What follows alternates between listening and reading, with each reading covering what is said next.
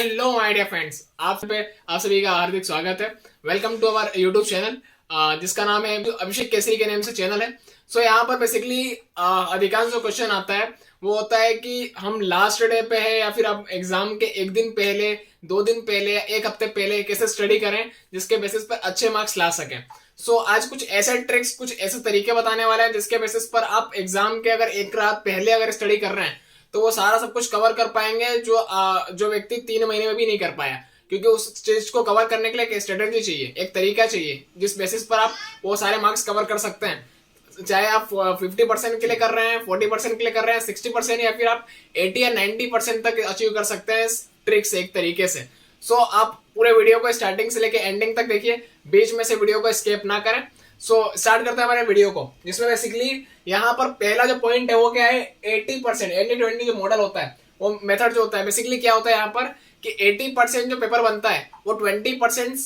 Part of syllabus जो होता है ना उससे बनता है। स्पेशल टॉपिक्स हैं हर एक चैप्टर में, वो सारे पार्ट्स को, मतलब वो कितने परसेंट है, सिर्फ और सिर्फ होता है सिलेबस 20%, और आपके मार्क्स कितने अचीव कर सकते हैं आप उससे 80%। मतलब वो जो 80% पेपर जो बन रहा है वो 20% पार्ट से बनता है। सो आप स्टडी करेंगे, आगे बताने वाला हूँ किस तरीके से स्टडी करना है, कैसे कैसे क्या क्या चीजें कैसे पढ़ना है, जिसके बेसिस पर आप जो 80% जो पेपर बन रहा है, जो 20% पार्ट से बन रहा है, वो भी हम पता लगा सके कि कौन कौन सा पार्ट है और कहाँ कहाँ से कैसे कैसे बन रहा है। सो जैसा मैंने बताया कि अभिषेक केसरी मेरा नाम है, आई एम अभिषेक केसरी, और यहाँ पर हमारा जो यूट्यूब चैनल है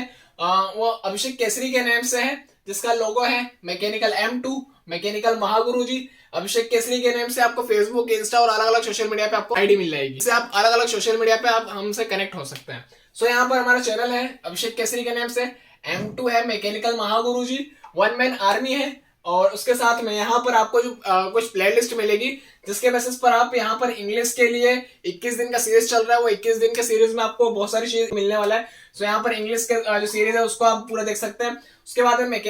जो मैकेनिकल, बेसिक मैकेनिकल इंजीनियरिंग है उसके बहुत सारे वीडियोस मिलेंगे आपको, अलग अलग वीडियोस अलग अलग टॉपिक के ऊपर, वो सारी चीजें बहुत इजी तरीके से एक्सप्लेनेशन किया हुआ है। उसके बाद में engineering mathematics, basic computer engineering, और साथ साथ में इंजीनियरिंग फिजिक्स जो है उसके भी बहुत सारे वीडियोस मिलेंगे जो अलग अलग टॉपिक्स को क्लियर करने के लिए, इसी तरीके से टॉपिक को क्लियर करने के लिए बनाए हुए हैं। अगर आप इस चैनल पे नए हैं तो फटाफट इस चैनल को सब्सक्राइब कीजिए, और वीडियो के स्टार्टिंग से मतलब पूरा टॉपिक को क्लियर करने से पहले सबसे पहले इस वीडियो के जस्ट नीचे इस तरह का थंब का सिंबल है, उसको फटाफट क्लिक कीजिए, जिससे हमारा मोटिवेशन बढ़ा रहेगा। एक चीज हमको पता चल गया है कि 80% पेपर बन रहा है 20% सिलेबस से, मतलब 20% सिलेबस का जो पार्ट है उससे 80% हमारा पेपर बन रहा है। सो यहाँ पर हम क्या क्या चीजें करें जिससे 80% जो पेपर बन रहा है वो हमको पता चल सके, और उससे 80% जो पार्ट है उसको कवर करके हम 80 to 90% मार्क्स हम अचीव कर सके। सो यहाँ पर है लास्ट 5 ईयर जो क्वेश्चन पेपर है उसको हमको निकालना है। मतलब पिछले 5 सालों में जो क्वेश्चन पेपर रहा है, वो जो क्वेश्चन रहे हैं, चाहे उसमें 11 क्वेश्चन है, 5 क्वेश्चन है, 7 क्वेश्चन है, 12 क्वेश्चन है, जितने भी क्वेश्चन रहे हैं वो सारे क्वेश्चन को, जो क्वेश्चन है एक पेपर में मान लीजिए कि 12 क्वेश्चन है, दूसरे में 12 क्वेश्चन है, इस तरह से 5 जो क्वेश्चन है वो 60 क्वेश्चन है। 60 क्वेश्चन को सभी को पहले पहले पढ़ना है, मतलब हर एक क्वेश्चन को एक एक बार उसको पढ़ना है। पहले क्वेश्चन को पढ़िए, उस क्वेश्चन को पहले स्टडी करना है, जिससे क्या होगा कि क्या क्या चीजें क्या क्या हो रही है उसमें, मतलब कौन कौन सा क्वेश्चन कौन कौन सा टॉपिक से पूछा हुआ है, वो सारी चीजों का एक कंफर्मेशन मिल जाएगा, आपको एक छोटा सा आइडिया मिल जाएगा। गो थ्रू द यूनिवर्सिटी, जो यूनिवर्सिटी के जो लास्ट 5 ईयर्स के क्वेश्चन पेपर है, मतलब बेसिकली आप RGPV से हैं तो RGPV के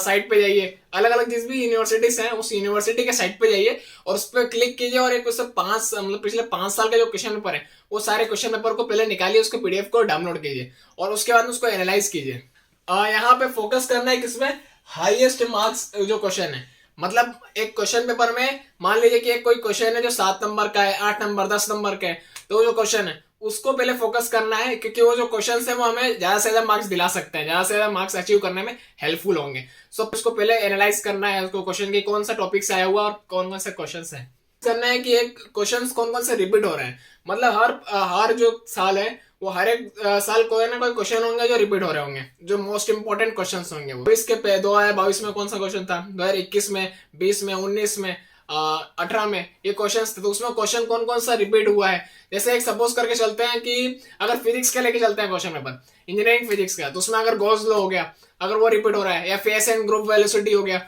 वो अगर रिपीट हो रहा है, या मैथमेटिक्स में रोल्स थ्योरम का हो गया अगर वो रिपीट हो रहा है, मैक्लॉरिन का हो रहा है रिपीट क्वेश्चन अगर हो रहा है, तो इस तरह जो क्वेश्चन है वो अगर इस साल 2018 में भी कोई क्वेश्चन आया, 2019 में भी क्वेश्चन आया, 2020 में भी क्वेश्चन आया, 21 में भी क्वेश्चन आया, और या तो फिर 2021 में, 20 में, या फिर 19 में जो क्वेश्चन आया है कंटिन्यूसली, मतलब उसके चांसेस कहीं ना कहीं हैं, मतलब 99% उसके आने के चांसेस हैं। सो उसको एक पॉइंट आउट कर लेना है हमें। ऐसे करके जो पिछले 5 सालों में जो इंपॉर्टेंट क्वेश्चंस रहे हैं वो सारे क्वेश्चंस को हमको टिक लगा लेना है। क्वेश्चंस बार बार रिपीट हो रहे हैं, वो सारे क्वेश्चंस को हमको स्पेशली फोकस करना, उस पर ध्यान देना है। सो यहाँ पे मोस्ट जो आस्क्ड क्वेश्चन है, मतलब हमें ऐसा क्वेश्चन पूछा ही जाता है पिछले 5 सालों में, 5 साल मतलब पूरे 5 साल पूछा ही गया है वो कोई क्वेश्चन हो, या तो फिर 5 साल में से 3 साल वो क्वेश्चन पूछा गया है, तो मतलब हमेशा पूछा ही जाता है क्वेश्चन, उसको मतलब 3 स्टार से उसको हम सिंबॉलिकली उसको कर सकते हैं कि इससे हमको क्या पता चल जाएगा कि वो क्वेश्चन मतलब मोस्ट इंपोर्टेंट है, मोस्ट इंपोर्टेंट क्वेश्चन है। उसके बाद में सेकंड होता है वो second most important question,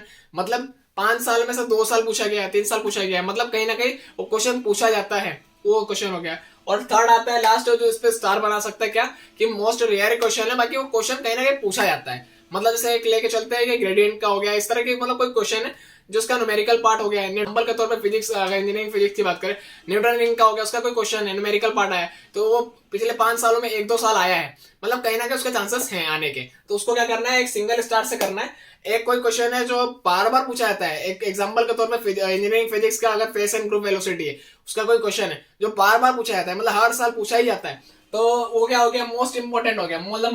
most important, मतलब उसमें जहां पे आपको 3 स्टार बनाना है, 3 स्टार से उसको लोकेट करना है, उसको एक स्पेशली उसको अलग करना है, उस क्वेश्चन को पढ़ना ही पढ़ना है। उसके बाद में सेकंड आता है सेकंड मोस्ट पे, मतलब कोई क्वेश्चन है जो 5 साल में 3 साल आया, गॉस लॉ का हो गया, इस तरह के अलग अलग जो क्वेश्चन हो गए एग्जाम्पल के तौर पे, तो वो जो क्वेश्चन है उसको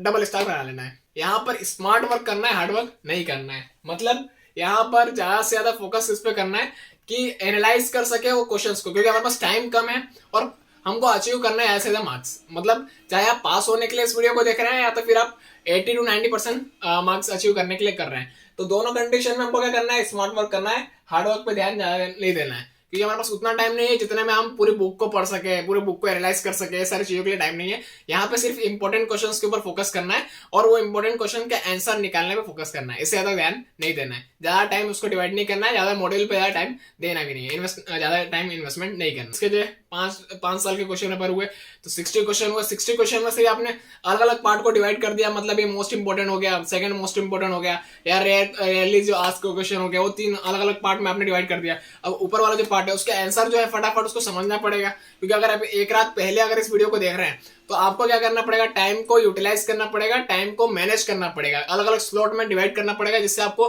जल्दी से जल्दी वो सारे क्वेश्चन पे आप कवर कर सके, मतलब उसमें उस क्वेश्चन में से भी कोई क्वेश्चन छूट ना जाए। सो उसके लिए क्या करना पड़ेगा हमको, कि अगर कोई से क्वेश्चन का आंसर अगर आपको नहीं आ रहा है तो उसको कैसे करना है, उसके वीडियोस जो है 5 मिनट के, 7 मिनट के, 8 मिनट के, 10 मिनट के, 15 मिनट लास्ट हो गया, उस तरह के जो वीडियोस हो गए उसके आंसर हो गए, उसके आंसर का जो वीडियो हो गया यूट्यूब पे हो गया, तो वो यूट्यूब के वीडियोस को 5 से 15 मिनट के अंदर में जो क्वेश्चन मतलब जो वीडियोस बने हुए हैं उन वीडियो को देखना है और उससे समझ लेना है, मतलब टाइम को फटाफट मैनेज करके चलना है, मतलब कहीं ना कहीं टाइम मैनेजमेंट लेके चलना है। रेफरेंस बुक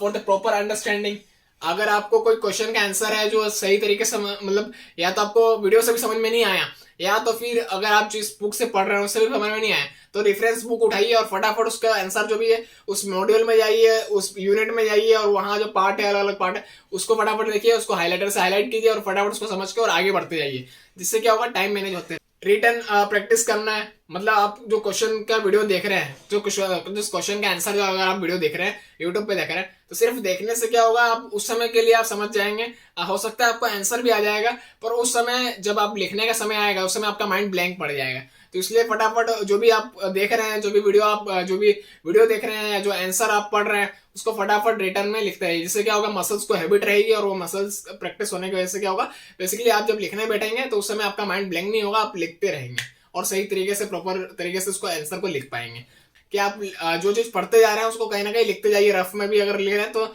एक इस तरह से लिखिए कि एक माइंड मैप बन जाए। माइंड मैप बनाना मतलब किसी क्वेश्चन का आंसर अगर मान लीजिए कि आपका 1.5-2 पेज का है, 2 पेज अगर आप कंटिन्यूसली सब 2-2 पेज लिखते हैं तो ऐसे कर करके 60 क्वेश्चंस हैं, या फिर मान लीजिए उसमें भी अलग अलग आपने डिवाइड किया हुआ है। तो अगर 10 क्वेश्चन भी होते हैं, 15-20 क्वेश्चन भी होते हैं, तो 20 क्वेश्चन भी अगर आप आंसर लिखते हैं तो पूरा रात लग जाएगा। तो इसलिए आप उसको माइंड में बना सकते हैं। जैसे एक एग्जाम्पल के तौर पर कि अगर आप न्यूटन रिंग हो गया, तो उसमें डिस्ट्रक्टिव हो गया, कंस्ट्रक्टिव इंटरफेरेंस हो गया, अलग अलग ये पार्ट है। तो एक थोड़ा सा माइंड मैप के तौर पे बना सकते हैं, जिससे क्या होगा कि आपके हैंड का जो मसल्स है उसको भी हैबिट बनी रहेगी लिखने की, कि मतलब आंसर क्या है, और उसको आप सही तरीके से समझ भी पाएंगे और सही तरीके से लिख भी पाएंगे।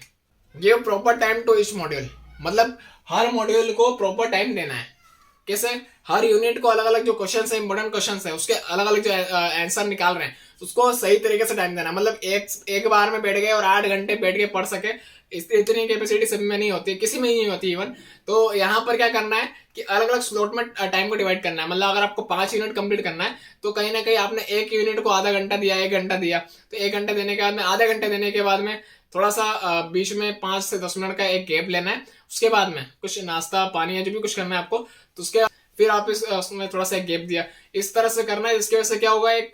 कंसिस्टेंसी बनी रहेगी और सही तरीके से होते रहेगा, जिसकी वजह से आप बोर भी नहीं होंगे और माइंड भी फ्रेश होते रहेगा। एक तरीका था, एक स्ट्रेटेजी था, जिसके बेसिस पर आप अच्छे मार्क्स अचीव कर सकते हैं, चाहे आप एग्जाम के एक रात पहले ही क्यों ना कर रहे हो स्टडी। सो बेसिकली इस बेसिस पर आप एक रात पहले या एक हफ्ते पहले जो भी आप स्टडी कर रहे हैं उसको क्लियर कर सकते हैं और बहुत अच्छे तरीके से मार्क्स अचीव कर सकते हैं। चाहे आपका टारगेट 80-90% का है या फिर 60% का है, फिर आप पास होने के लिए कर रहे हैं। Thank you for watching this video, thank you for giving a precious time. फिर से बताना चाहूंगा कि वीडियो के जस्ट नीचे इस तरह का थंब का सिंबल है, फटाफट उसको क्लिक कीजिए, और इसको क्लिक करने के बाद में इसको आपको वीडियो में क्या अच्छा लगा, क्या क्या चीजें अच्छी लगी, वो सारी चीजों को आप कमेंट सेक्शन में डालिए। और साथ साथ में किस नए टॉपिक के ऊपर हमको नया वीडियो बनाना चाहिए, उसके लिए आप कमेंट सेक्शन में कमेंट कीजिए। Thank you for giving a precious time. Thank you, जय हिंद।